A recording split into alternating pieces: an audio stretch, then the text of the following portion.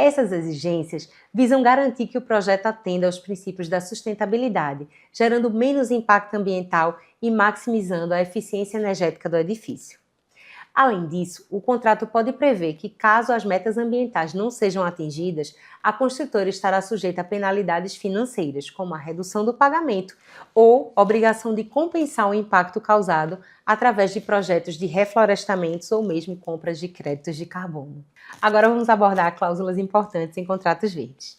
Para que os contratos verdes realmente cumpram sua função de promover a sustentabilidade, é fundamental que você, contratualista, inclua cláusulas específicas que detalham a responsabilidade das partes em relação ao desempenho ambiental do projeto.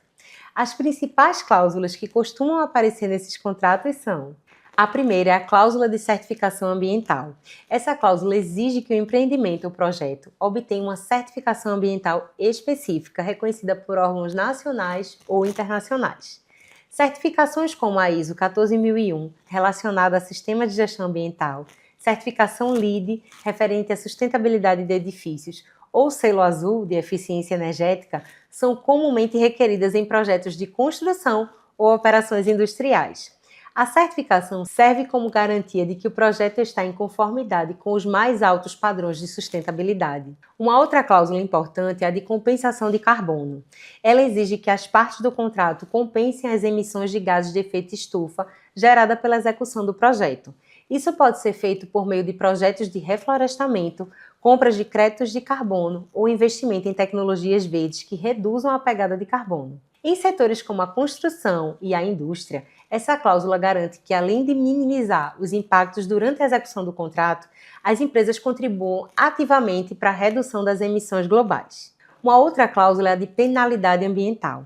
Essa cláusula define multas ou sanções a serem aplicadas em caso de descumprimento de obrigações ambientais estabelecidas no contrato. Por exemplo, uma construtora falha em obter uma certificação ambiental previamente acordada ou ultrapasse o limite de emissão de carbono. Ela poderá ser penalizada financeiramente ou obrigada a implementar medidas compensatórias adicionais.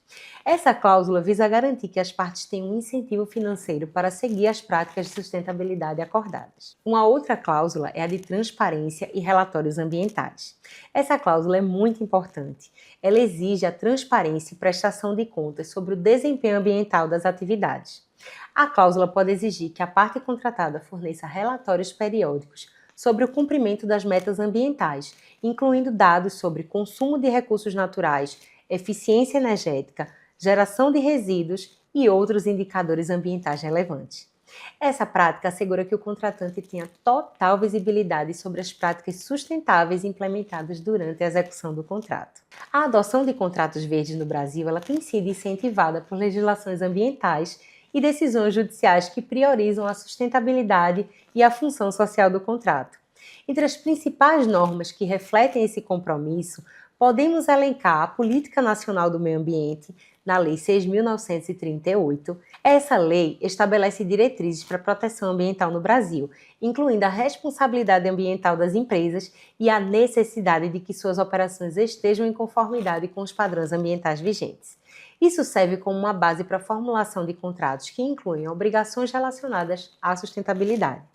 Além disso, temos o novo Marco Legal do Saneamento Básico, a Lei 14.026 de 2020. Essa legislação reforça a sustentabilidade nos contratos de saneamento básico, impondo obrigações para que as empresas do setor adotem práticas de gestão de resíduos e preservação dos recursos hídricos. Vamos falar agora sobre a expansão dos contratos verdes no setor energético. De acordo com um artigo publicado na Valor Econômico em 2023, o setor de energia renovável no Brasil tem experimentado um crescimento significativo no uso de contratos verdes, especialmente com o aumento de investimentos em energia solar e eólica. Grandes empresas estão assinando contratos que obrigam os fornecedores a cumprir metas de redução de emissão de carbono e utilizar tecnologias limpas. O aumento na demanda por crédito de carbono no mercado brasileiro também está impulsionando as cláusulas de compensação de carbono nesses contratos.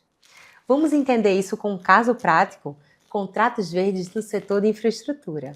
No setor de infraestrutura, um projeto emblemático de construção do aeroporto de Belo Horizonte serviu de exemplo para a utilização de um contrato sustentável. Durante a fase de ampliação do aeroporto citado, a empresa construtora foi contratualmente obrigada a minimizar a emissão de resíduos sólidos e líquidos, além de utilizar fontes de energia renovável e adotar práticas para a proteção da biodiversidade nas áreas ao redor do projeto.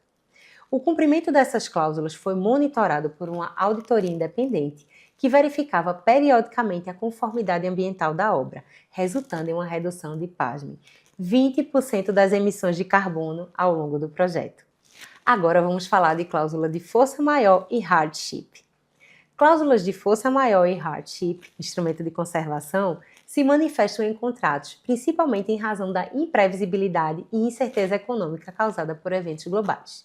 Esses mecanismos contratuais permitem a reavaliação das obrigações das partes, em especial quando o cumprimento do contrato foi afetado por fatores externos extraordinários, como lockdowns, interrupções nas cadeias de suprimento e o aumento de custos operacionais de forma excessiva. Força maior, para que vocês entendam, refere-se a eventos imprevisíveis e inevitáveis que tornam o cumprimento do contrato impossível, como desastres naturais, guerras, greves e, mais recentemente, pandemias. A cláusula de força maior permite que uma ou ambas as partes suspendam ou até mesmo resolvam o contrato sem incorrer em penalidades, já que o evento escaparia ao controle das partes e não poderia ser previsto no momento da contratação. O hardship, por outro lado, abrange situações em que um evento inesperado e extraordinário torna o cumprimento do contrato excessivamente oneroso para uma das partes, ainda que não o torne impossível. Nesse caso, a cláusula de hardship permite a renegociação dos termos contratuais, buscando uma readequação das obrigações. Ao contrário da força maior, o hardship não busca a resolução imediata do contrato, mas sim a sua continuidade, só que em condições mais equilibradas. Vamos entender isso de forma prática? Imagine um contrato de fornecimento de insumos.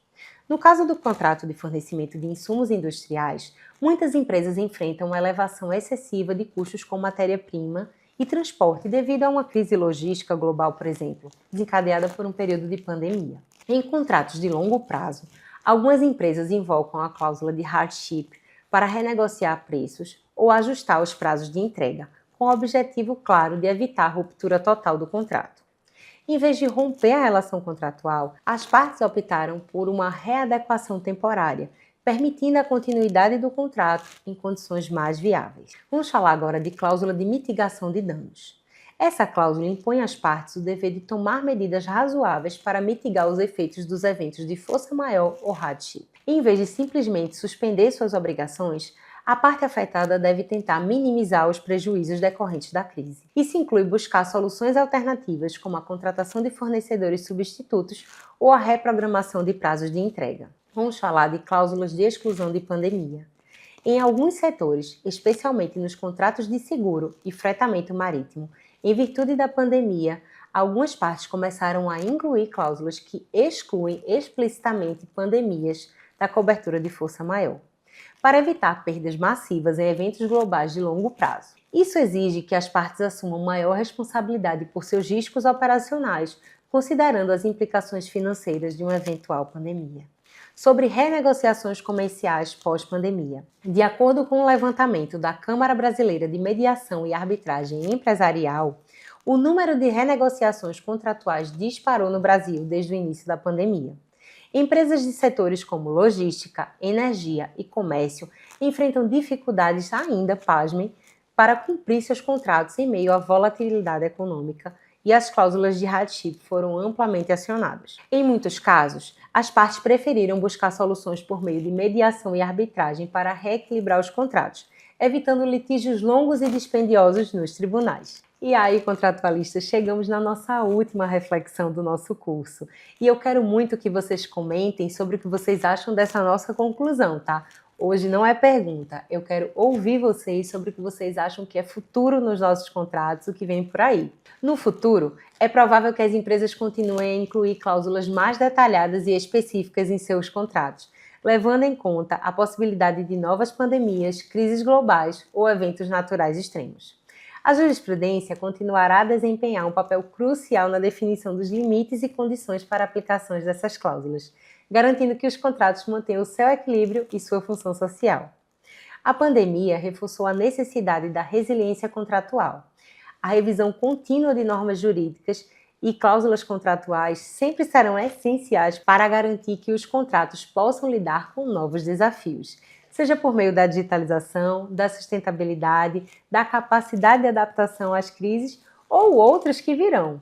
Isso exigirá que advogados, juízes e legisladores se mantenham atualizados para assegurar que as relações contratuais sejam justas e eficazes para um mundo cada vez mais volátil e complexo. É isso, pessoal. Agradeço muito pela atenção, agradeço por você ter chegado até aqui. Parabéns por essa conquista. Até a próxima!